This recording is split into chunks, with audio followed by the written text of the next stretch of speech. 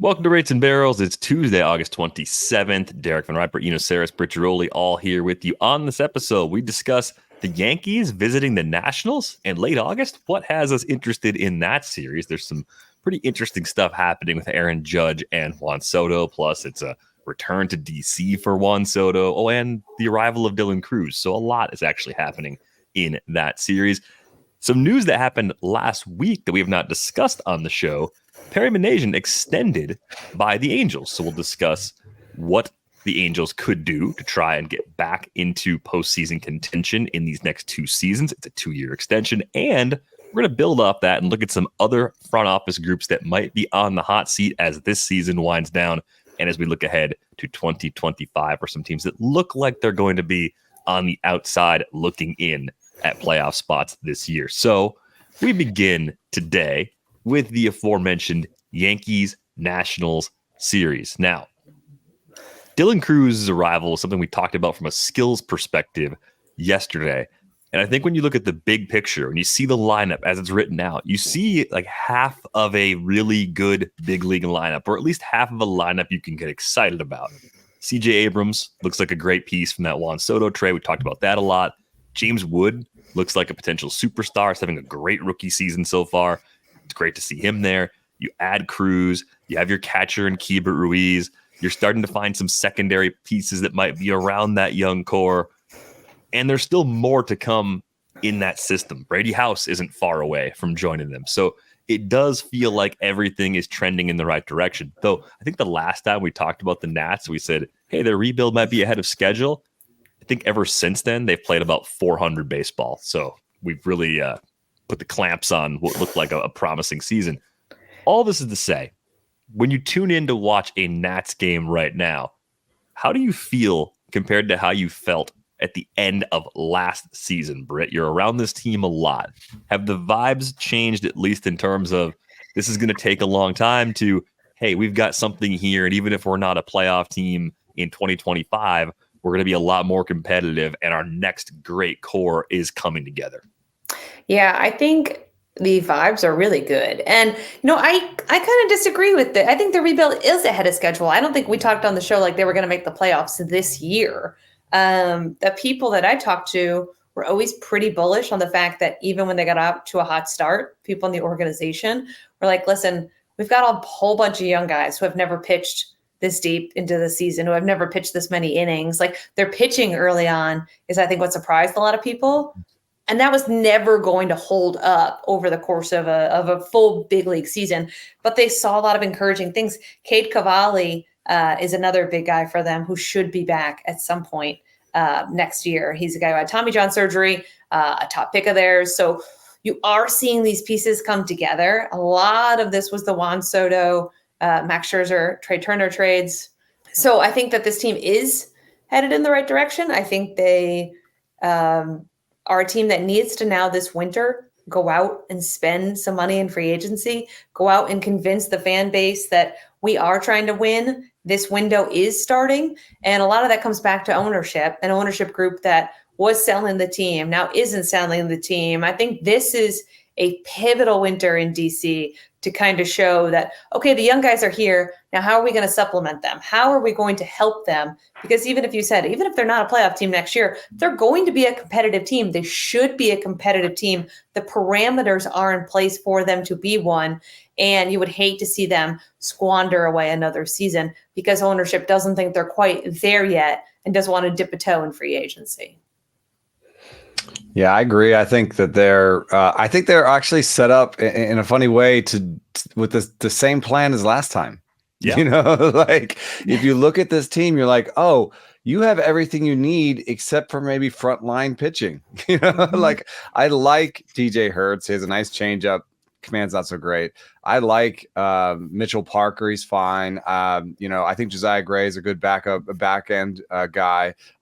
Cade Cavalli, if things break right, could be, more of a maybe even a 1, but like the command wasn't great the first time we saw him. So I think that there's enough flaws. And then Gore, I like him a lot, but the secondaries that haven't come together, they're all like sort of, they could really slot in 2 through 5, like this team would look so much better with like a Strasburg at the top. You know what I mean? Like I think it would make so much sense for them to, throw a bunch of money at one of the best starting pitcher candidates that's out there. What's nice is $35 million comes off the books in Patrick Corbin alone.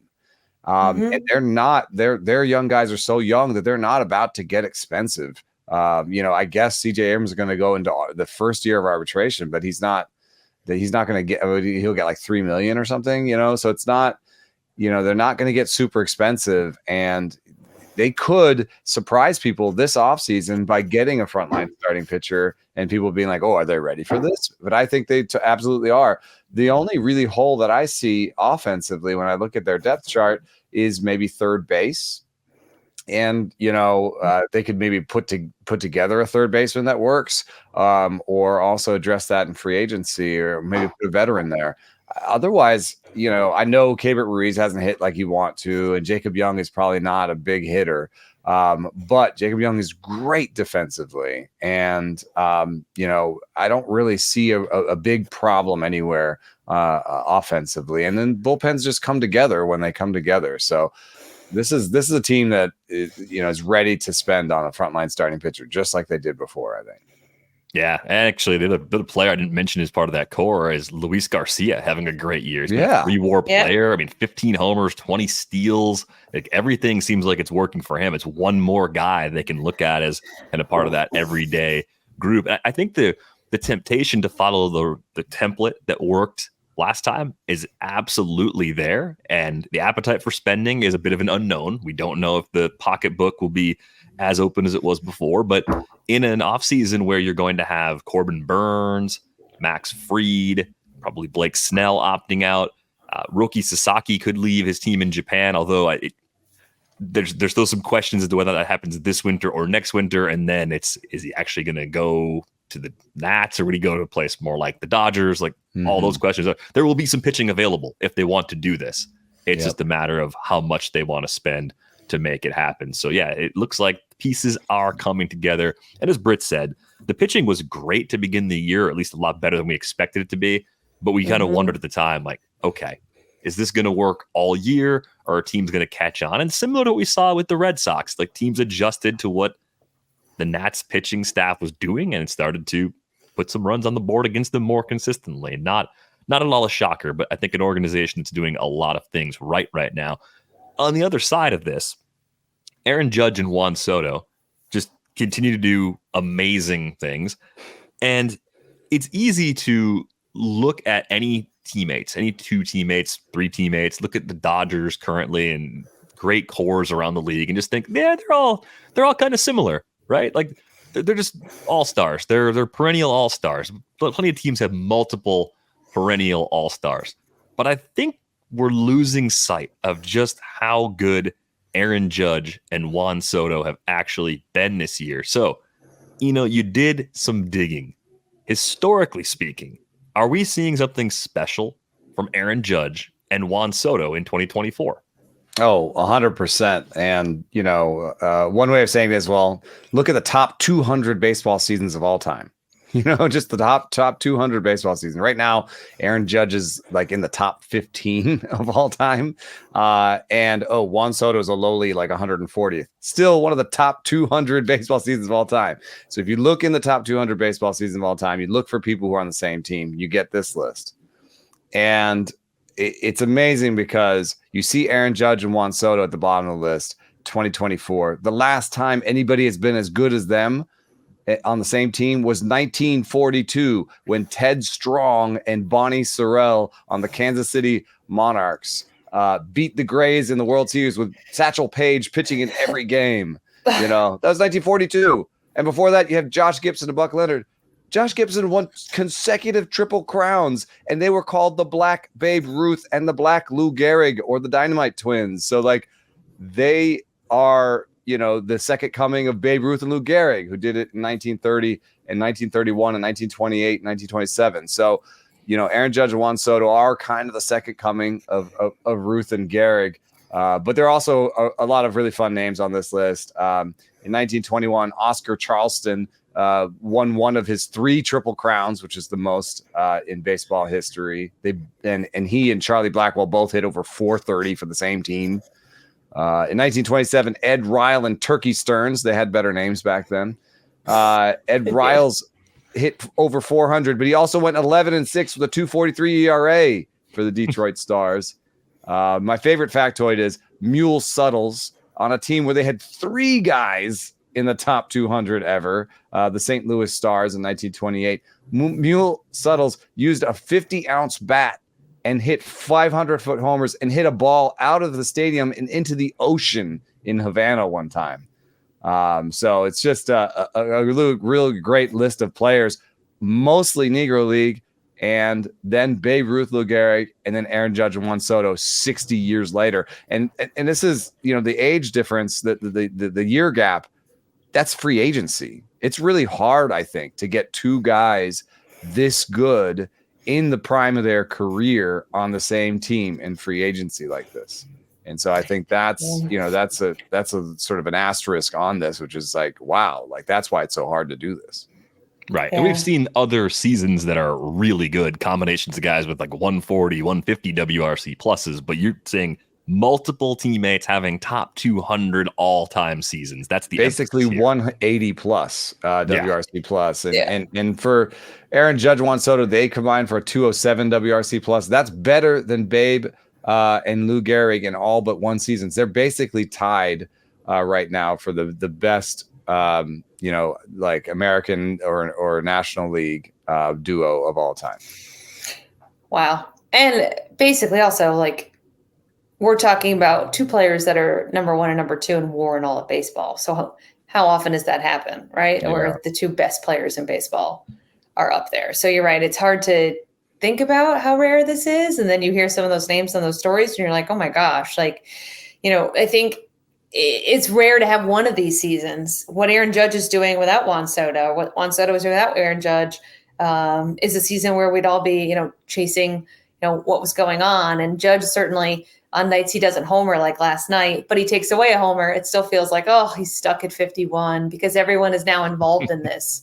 So I think what we're seeing right now is so cool. Even if you're not a Yankee fan, even if you're just a baseball fan, even if you hate the Yankees, I think you have to appreciate what these 2 guys are doing in terms of, getting into relatively uncharted territory in baseball. And also for a guy like Judge, like if he comes near this record again, if he breaks his own record again, I mean, where are we ranking this guy on the all-time greats? Is he already on the Yankees Mount Rushmore? Is he just outside of that group? Because it feels like as much precious as he's getting, we almost don't really appreciate how good he is. He's now got to be considered among the Yankees all-time greats, no? Especially if he makes a real run at that record again. Yeah, I mean, he's already hit 50 homers for the 3rd time, being at 51 this year. Injuries have kept him from maybe making a run at that more than he has, but the career numbers now for Aaron Judge are 288, 405, 606. It's pretty amazing to see it laid out like that. I think for the Mount Rushmore question, that could be a whole episode unto itself, but I think he's starting to put together a resume where he has a place in that conversation. And even 2 years ago, that may have been laughed at. So that gives you an idea of just how amazing he's been to play up to that level and doing it on the wrong side of 30 too, right? Like this is a part of a career where a lot of players are beginning to decline, and Aaron Judge seems to be living right in that peak, which is huge for this Yankees team, right? I mean, part of what I think people lose sight of too is because the Yankees aren't running away with the AL East, I think there's this misconception about just how good those 2 guys are. If those guys weren't playing at the level they were at, they wouldn't be flirting with best record in baseball, right? They've got 1 more loss than the Dodgers entering play on Tuesday, same number of wins. They're in that conversation anyway. It's the supporting cast that's been a little bit inconsistent, right? We know Stanton missed time with an injury. When that happened, we talked about how he's been their 3rd best hitter. He's important to them. Austin Wells has been a pleasant surprise, but we've got guys like Gleyber Torres and Anthony Volpe, Alex Verdugo, even Anthony Rizzo, even if he wasn't going to be great, was supposed to be good. He's been hurt, hasn't been that guy. the supporting cast has been a bit of a problem. Getting Jazz Chisholm back quickly from that elbow injury is interesting because if he's the guy he was post-trade and even before they acquired him, that's a huge lift for a lineup that needs just a little bit more from its supporting cast to be completely problematic top to bottom. And the other part of this too is I think people are wondering, well, how much does having Soto on the roster with Judge help Aaron Judge? Because a lot of the conversations in our circles, have been about lineup protection and not being able to really quantify how much it matters, right? Like that's sort of been the question. But there was another presentation at the Saber seminar you went to this weekend that started to point toward the possibility of there being a way to actually prove it. Yeah, it was a great presentation that looked into the question of lineup protection in a way that I hadn't seen before. And they found that that lineup protection exists, and it doesn't exist. The reason I think that people haven't found it in the past is that it doesn't really exist for like 80% of baseball.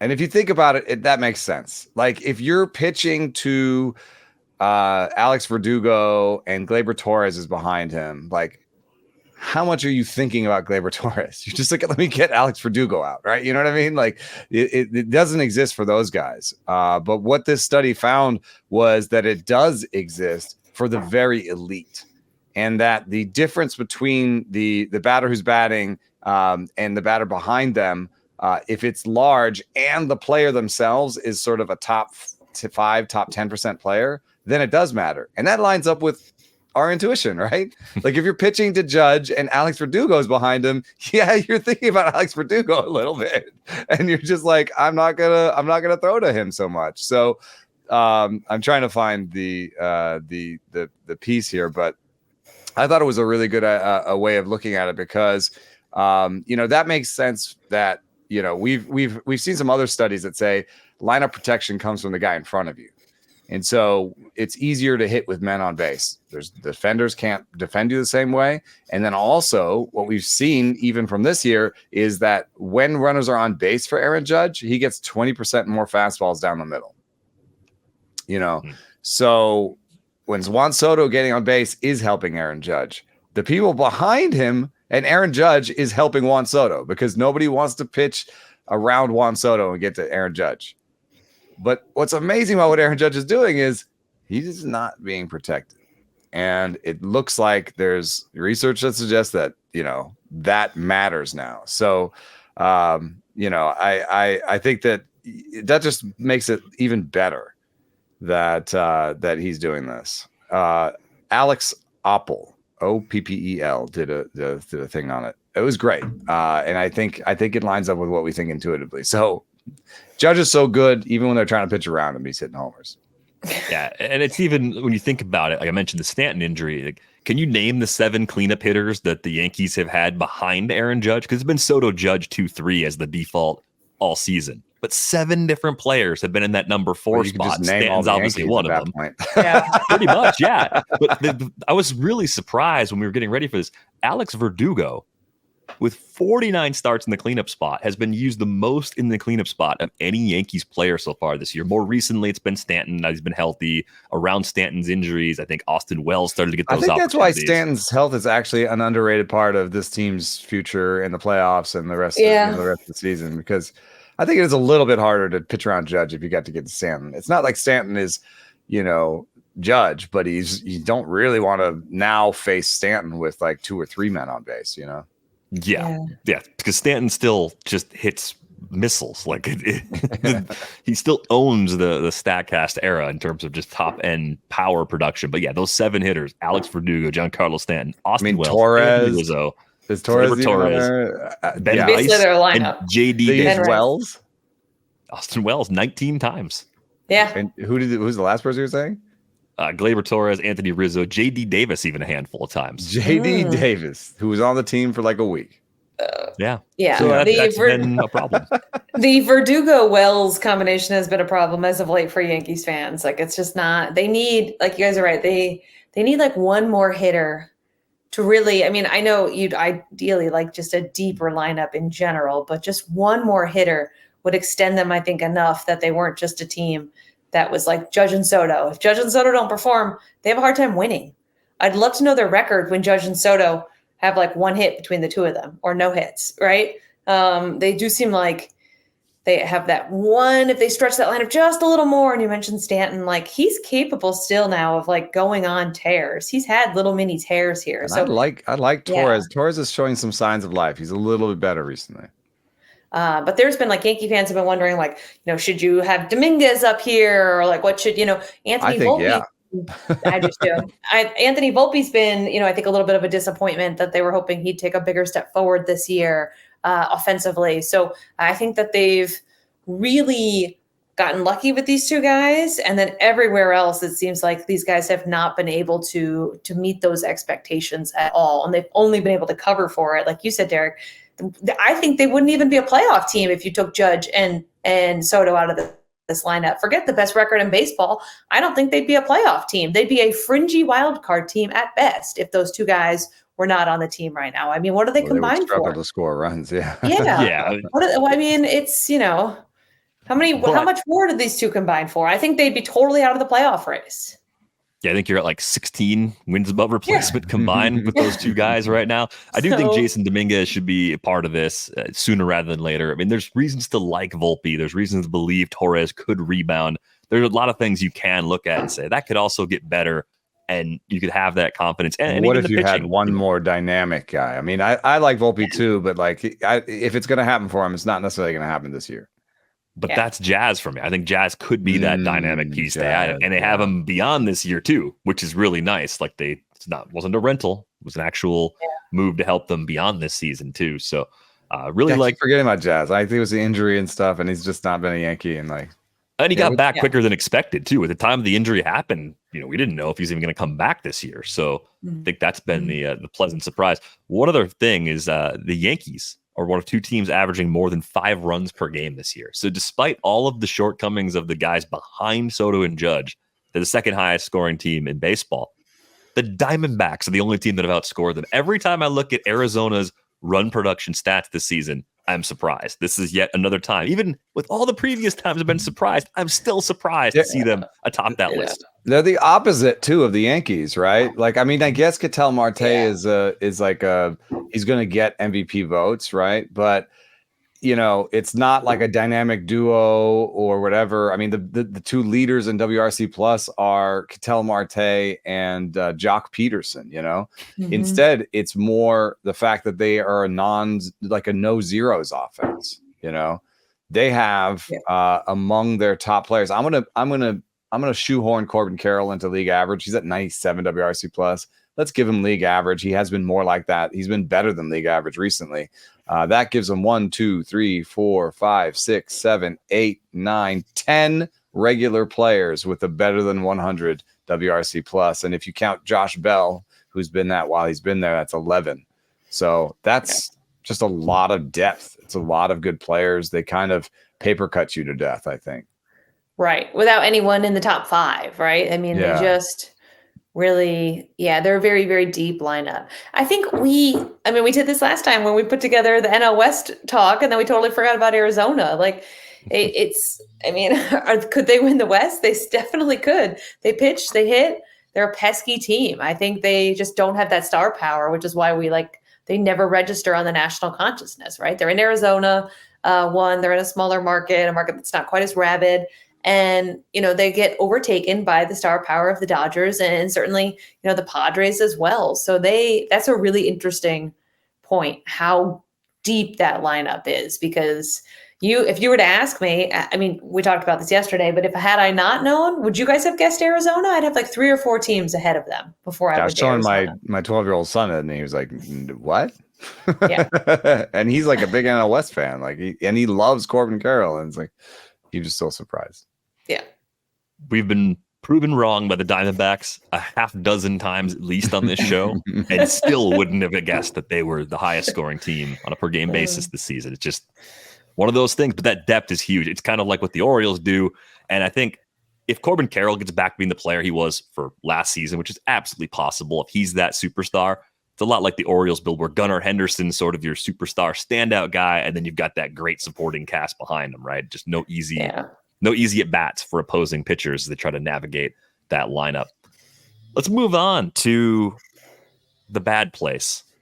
It's not bad in the sense that, Perry Minasian's necessarily bad, but it's surprising, I think, to some that Perry was given a 2-year extension with the Angels. Now, I think the Angels are a very difficult team to evaluate a GM for. They've burned through a lot of GMs in the Arte Moreno era.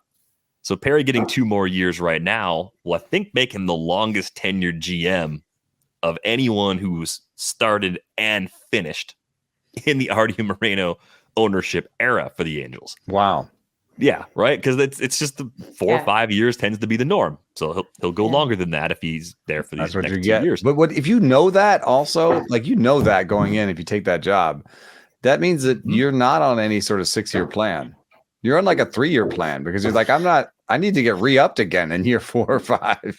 Yeah, I think what's probably challenging about the Angels' job, aside from never feeling like you have the full support of getting the resources you want for player development, coaching, and in certain aspects that make an organization consistently better, is that you get a pretty good payroll most years. And I think that elevates the expectations from Arte. If Arte has a top 10 payroll most years, he's going to expect big results. And if you don't get big results, then you lose your job. So I do think what's tough is, Perry's there in the era where Shohei Ohtani leaves via free agency. I don't think that's Perry's fault. I think any reasonable person would say, well, sure, Perry would have given Shohei every single dollar the Dodgers did if he could. And it probably didn't come down to his final say, right? It was just something that was out of his control. The Mike Trout injuries are not the fault of any person in the front office. It's just something that's happened. It's unfortunate, right? So then you start looking at the bigger picture and say, okay, well, what about like trades and drafting and some of the strategy and philosophical approaches of this front office? Do we think there's enough good there to believe that in these next 2 years, with typical resources, there are a few moves that can be made to get the Angels contending in the AL West again and possibly back into the postseason? Is it that unreasonable? Because there's some things that have worked, right? The Brandon Marsh trade to get Logan O'Hoppe was a really good trade. On the flip side, making that push last year for Lucas Giolito and giving up Edgar Caro, Kai Bush, that wasn't great because they ended up purging the roster and they were pretty far out at the time, right? So you have some good, you have some bad.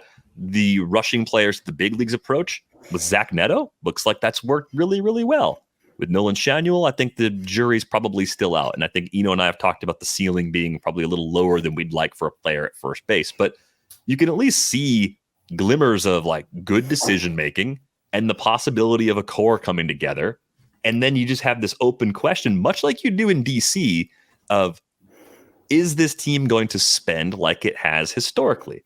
This season, opening day payroll is down around $170 million. Usually, and going back to even just 1 year, the Angels are in the top 10 in spending. They were at like 212 in 2023. So is Perry going into this offseason with a chance to make a run at top end pitching or some of the free agents that could bolster this roster in a hurry? I think it's possible for them to be competitive. I don't know if it's sustainable unless they are investing under the hood. They, to me, are very similar to the White Sox in that Jerry Reinsdorf, who owns the White Sox, will invest in the big league team. The White Sox have carried payrolls before. What he won't invest in, and what Arte, we know, doesn't like to invest in, is the stuff under the hood, the minor leagues, right? The Angels were one of those teams that during COVID, remember, didn't want to pay their minor leaguers, had to be shamed into paying the minor leaguers, furloughed their employees almost right away. Player development has been an issue there. So I think the problem is you see this big fancy house that they built, AKA their big league payroll over the years, and it looks really good, but it's built on a shaky foundation. And then we wonder why, the first storm comes along and the house just gets leveled. I think that is what the Angels organization has been. Now, I don't think that's necessarily on Perry. I think a lot of front office executives want to start there, know that you have to start there. Gone are the days where you can't have, where you can just will your way in free agency to a good team. We've seen that crash and burn. We've seen it crash and burn many times. My question and I don't know, if you've done digging on this, is like, is their player development better? Are they putting resources into analytics down there, into better coaching down there? Are they starting to innovate and not just trying to play catch up, which is what the White Sox do? Like, all other 29 other teams are doing this.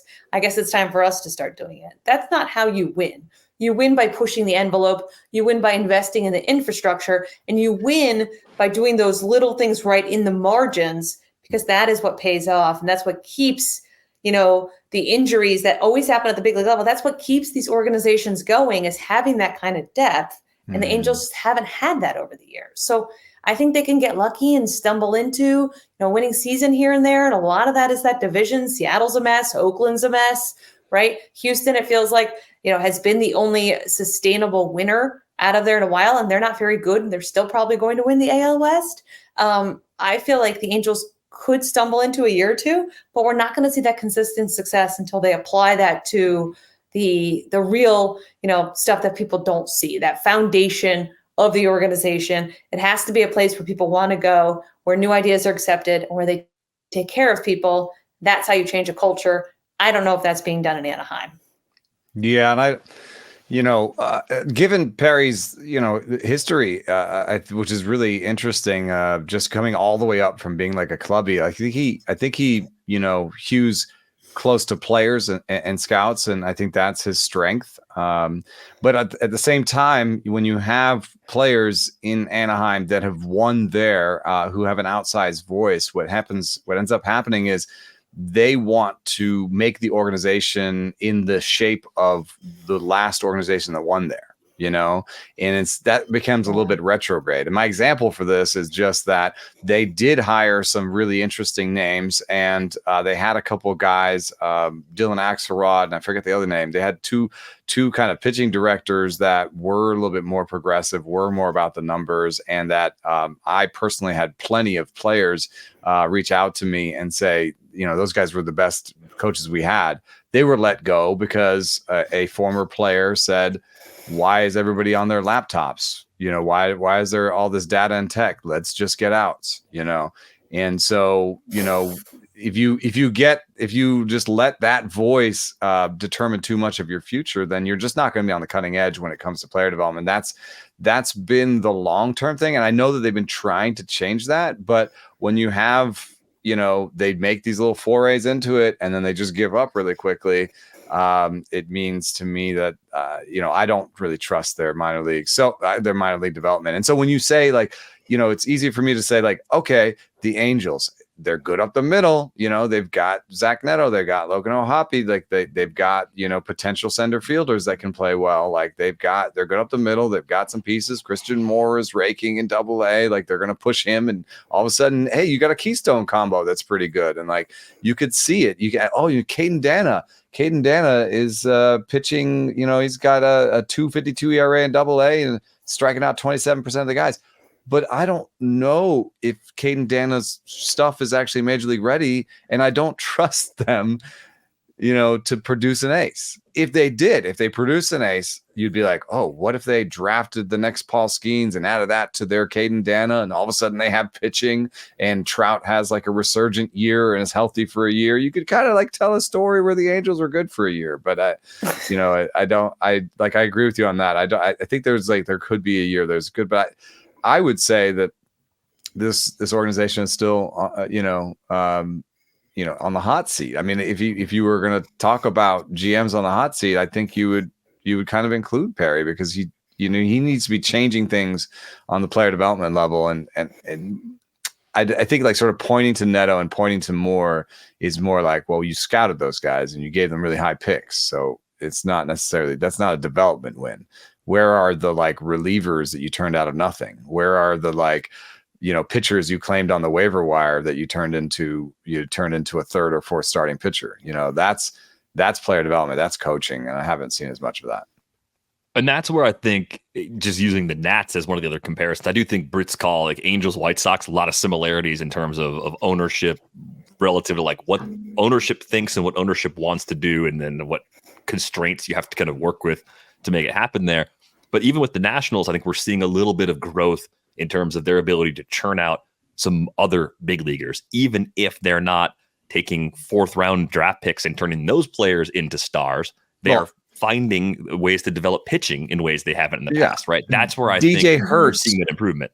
DJ Hertz came over for 2 months of, oh man.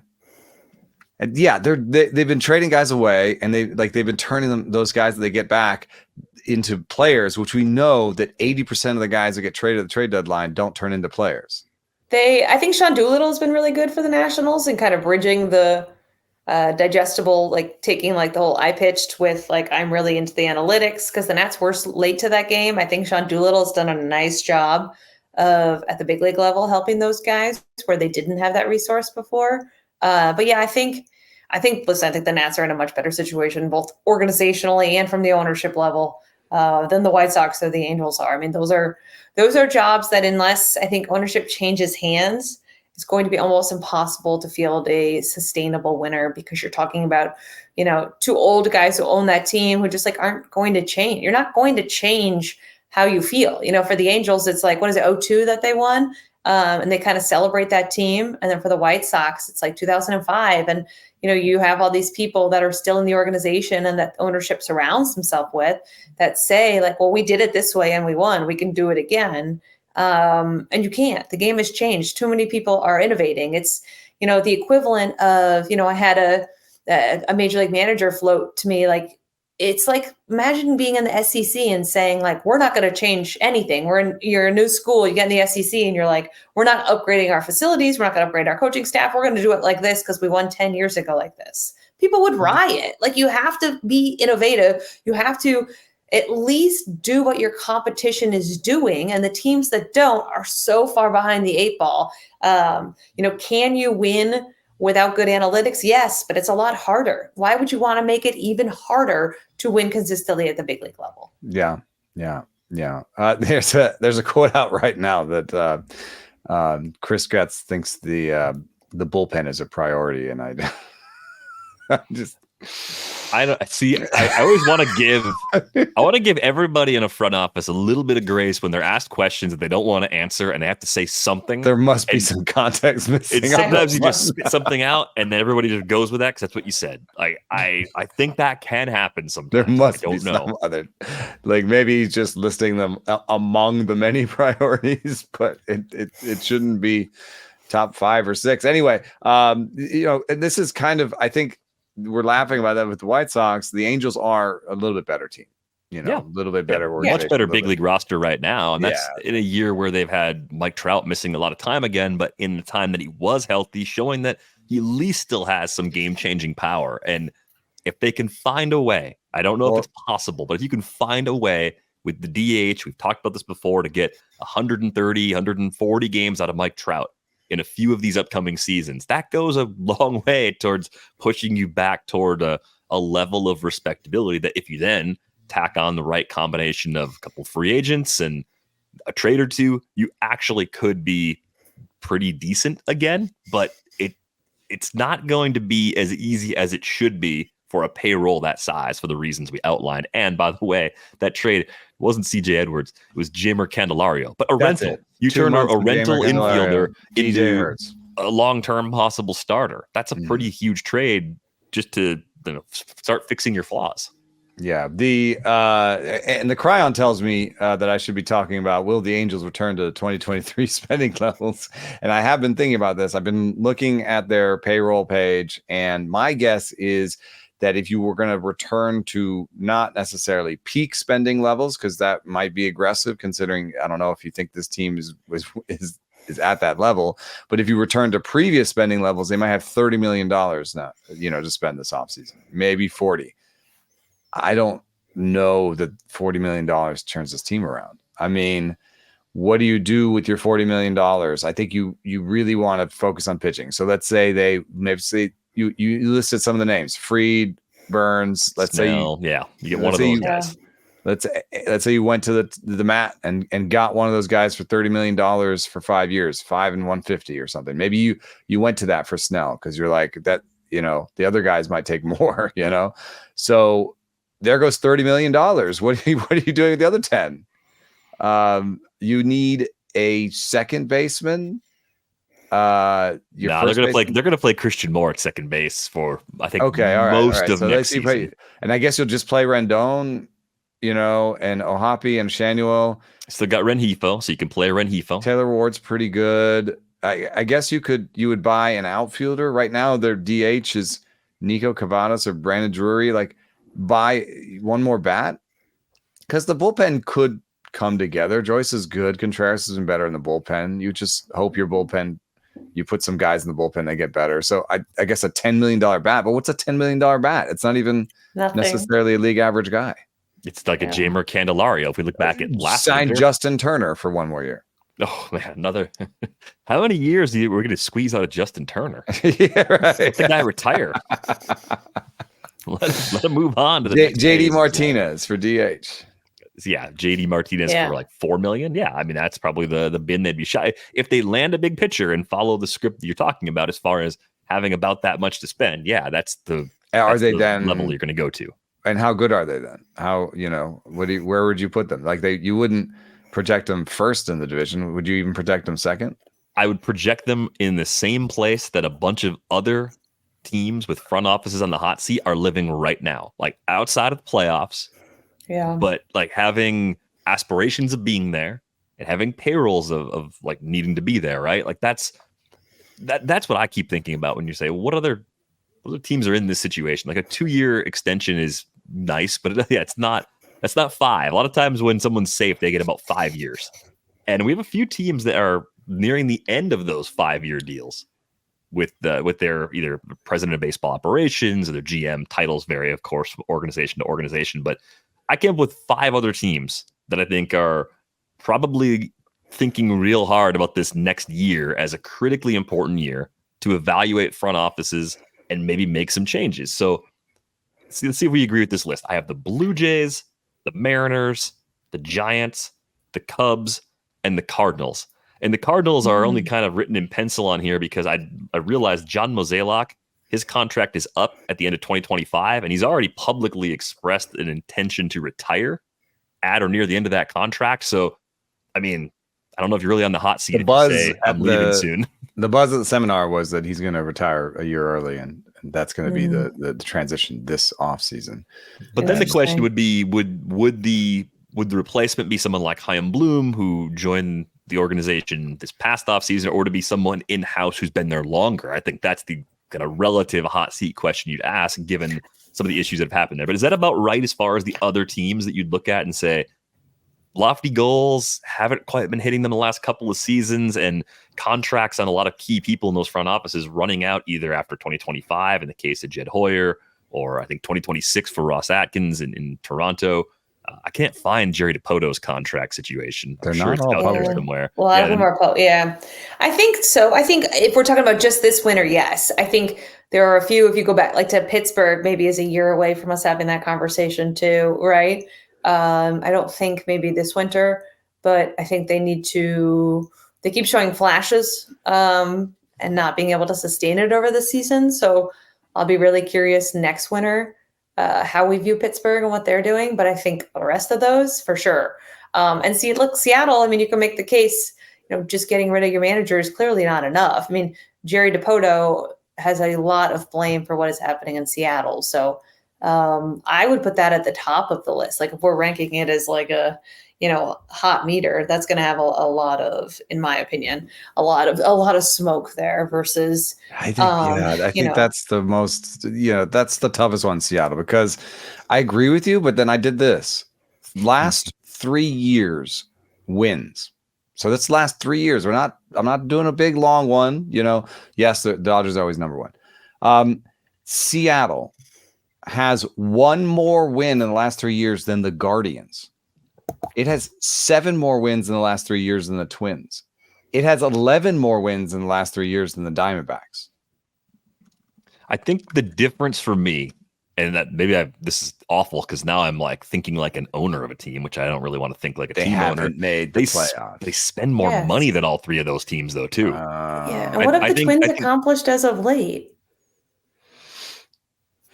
I mean, it's just like the 10th best record in the last 3 years. But they never win. They never go anywhere. What have the Guardians done? Wins per dollar, they've done really well. They're having a great year this year, don't get me wrong. But it's not like you named the Dodgers and Yankees. But I did name some teams where the front offices aren't in trouble. No, true. But so it's like it's one of those things where I think he can make the case at least for one more year. Well, we're getting better. But Jerry Dipoto, this year. I don't think he's even won that 54% of his games that he claimed is their goal over his time there. I've got that right there in front of me. 244 right? And 211. Oh, they don't have the win percentage right there. Let me see. That seems like pretty close. Like, isn't that the goal? Wasn't he 54? Was 54 the big percent? 53.6. That he said was the big point of the. I don't think somebody winning 50% of the time. You rounded up. It's 54. Yeah. That's what he said he wanted. And people crushed him for that because it's like a ridiculous goal. But I mean, it also means that, on some level, ownership agrees with him and he could say, well, I've got you your 54%. So and nothing to go for it. The Poto era goes back to the start of 2015. So it's a long window for him. And I guess that's the other question is, like, even if you have the regular season success quantified similar to the way, laid it out there, where it's like, okay, yeah, 54% of your regular season games over a long window. That's only 3 years you were talking about. But let's just say it's about that over the life of a 10-year window. I do think after 10 years, if they aren't doing it sooner, they're definitely looking at your playoff resume in a window that long. Like, yeah, you sustained regular season one playoff quality, appearance. But one playoff appearance in 10 years isn't going to get it done for any organization. That's when just about any ownership group is going to say, all right, it's time for us to make a change because we need to have more success that at least leads us into October. And then the next frontier beyond that is winning in October. Yeah. Yeah. Like, I guess I don't understand either. Like, they haven't even had regular season success. It's not like they've won the AL West every year. It's not like they're the Braves. They keep winning the division and they can't go deep a lot of the times. They finish second every year. Average start for him their average finish is probably second, somewhere. So I don't even think of them as a regular season success club. It's not like they've raised 8 AL West banners over that stretch. Fair point. Now, here's the other question. If you happen to be in a division with a team that's historically at least very good, and maybe better than that, I don't know how you want to contextualize the Astros. You get pretty big. I mean, that's a pretty darn good Astros team that they've had to deal with for the last decade. Like, you do have to factor that in a little bit, right? Like, if the other organization is just flat out better than you, and you're stuck in that wild card race because you just happen to exist. If you were in the same division as the 90s Braves, that mean you were bad, or were you just in the wrong place at the wrong time? Right. Yeah. For 10 years, though? You'd think you'd break through 1 year. I mean,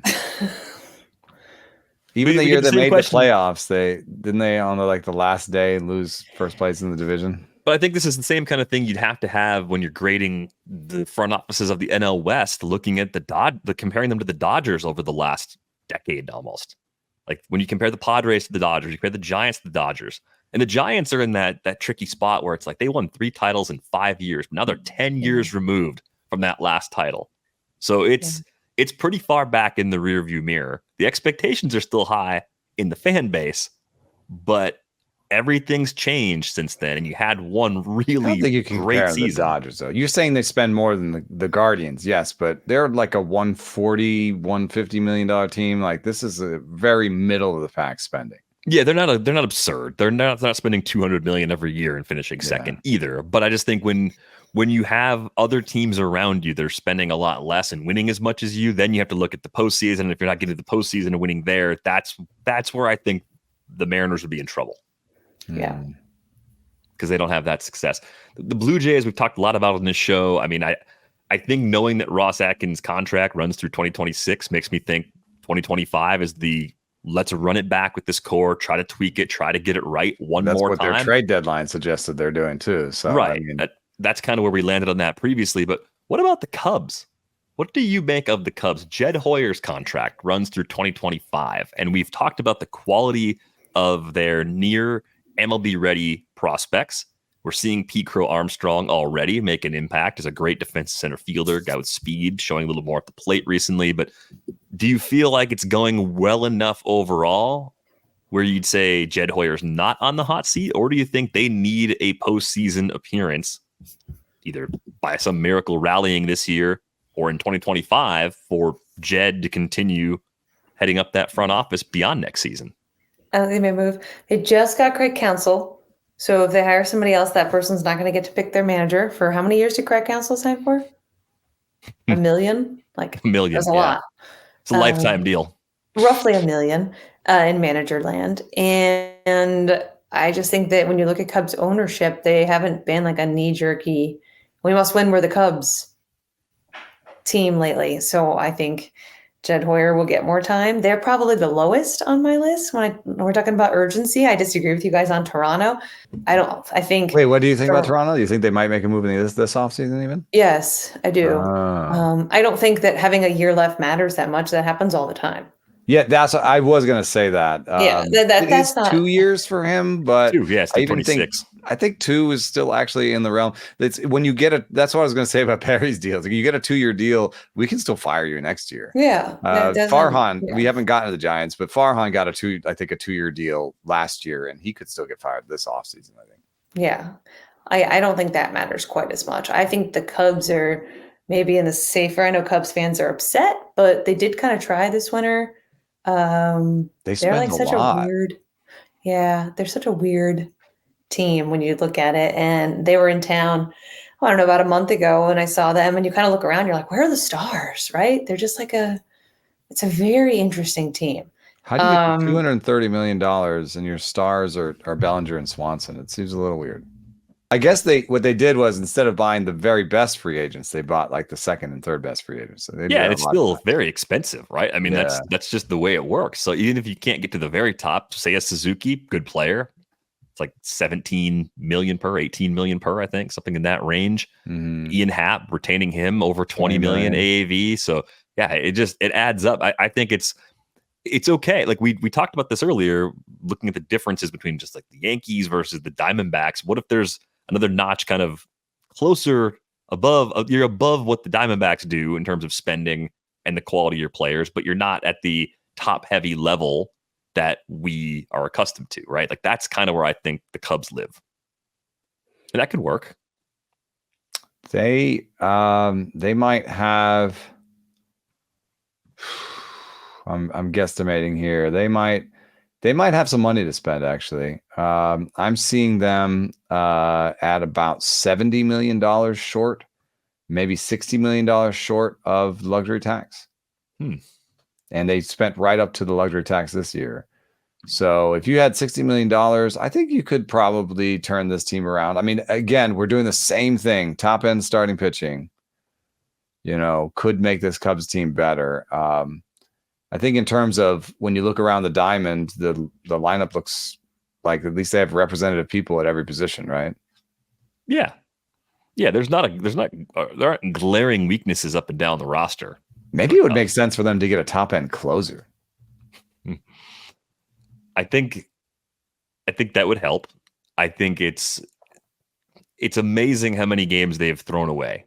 So I think it's easy to look at them and label them as a colossal disappointment, given that they made the splashy Counsell move. They added Shota. They did a bunch of things right, and yet it didn't pay off in year one. So I think they're going to keep being pretty aggressive this winter. And I just wonder, will they go to the top of the free agent class? And then it's like, what, as far as relievers go, like what elite reliever is available in this year's class? I don't know if that option's even out there.